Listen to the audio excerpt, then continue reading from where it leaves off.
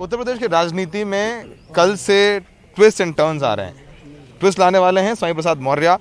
हमारे साथ बात करने के लिए उन्होंने कल मंत्रिमंडल से इस्तीफा दिया है। सर, एनडीटीवी से बात करने के लिए बहुत बहुत शुक्रिया। Thank you. सर, आपने मंत्री पद से इस्तीफा दिया है कि आपने बीजेपी की मेंबरशिप से यानी बीजेपी की सदस्यता से भी इस्तीफा दिया है कि नहीं दिया है अभी?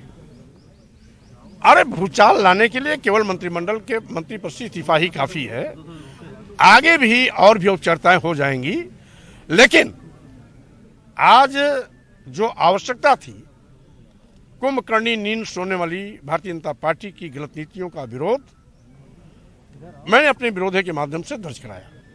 पहले भी उचित प्लेटफॉर्म पर मैं अपनी बात समय समय पर रखता रहा, लेकिन सत्ता के उन्माद में, घमंड में चूर भारतीय जनता पार्टी के नेता बात को अनसुनी करते रहे, तवज्जो नहीं दिया। स्वाभाविक रूप से उनकी कुंभकर्णी नींद इसके लिए जवाबदेही और जिम्मेदार है।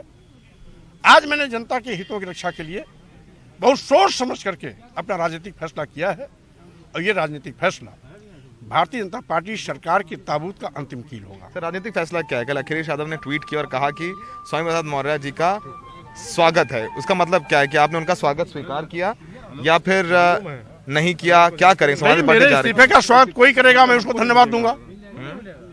हमारे इस्तीफे का कोई भी स्वागत करेगा, हम उससे धन्यवाद देंगे। हजारों कार्यकर्ता रहे, मैं सबको धन्यवाद दे रहा हूँ। समाजवादी पार्टी नहीं ज्वाइन कर रहे हैं अभी?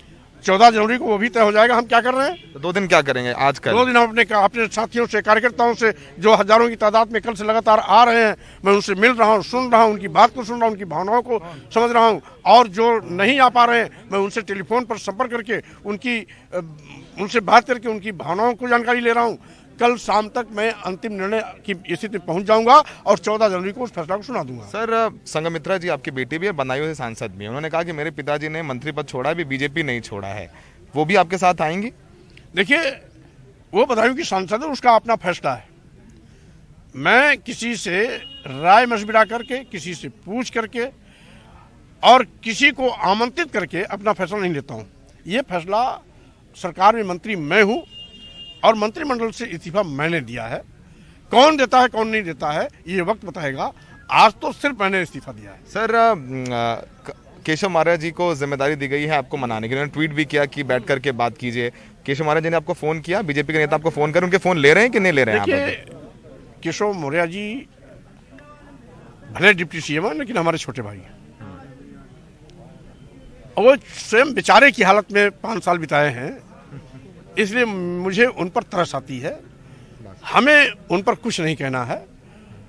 अब वो बेचारे की हालत में रह सकते हैं, लेकिन स्वामी प्रसाद मौर्य जो सम्मान स्वाभिमान के साथ हमेशा राजनीति किया है, वो बेचारा की हालत में कभी नहीं रह सकता। बीजेपी नहीं जाएंगे अब वापस? वो बेचारा की हालत में नहीं रह सकता है। मतलब बीजेपी जाएंगे कि नहीं वापस जाएंगे? जिस चीज को एक बार किक किया, स्वाभाविक रूप से वहां आने जाने कोई प्रश्न नहीं। आखिरी सवाल आपसे, 14 तारीख को आप बताएंगे। अब लोग ये कह रहे हैं, कल से जब से आपने इस्तीफा दिया, तमाम सोशल मीडिया पे राजनीतिक वैज्ञानिक ये कह रहे हैं कि स्वामी प्रसाद मौर्य जी के लोगों का टिकट कट रहा था, तो अब जो है अंत समय पर उन्होंने 4 साल तो सत्ता का सुख भोगा और आखिरी में जब चुनाव की बारी आई तो छोड़ के चले गए।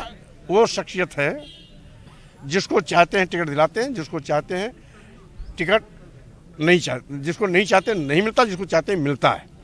और कहीं भी रहे उनकी हैसियत कोई नजरअंदाज नहीं करता। टिकट बातें नहीं होती है, बात टिकट की महत्व नहीं है। अच्छा, 5 साल तक फिर यही जन विरोधी नीति का हम साथ दें, जिसका हम अभी तक विरोध करते रहे, उचित प्लेटफॉर्म पर कई बार अपनी बात करते रहे, और बात अनसुनी करने के बाद टिकट के लालच में, मंत्री पद के लालच में फिर से हम इनका पाप ढोएं।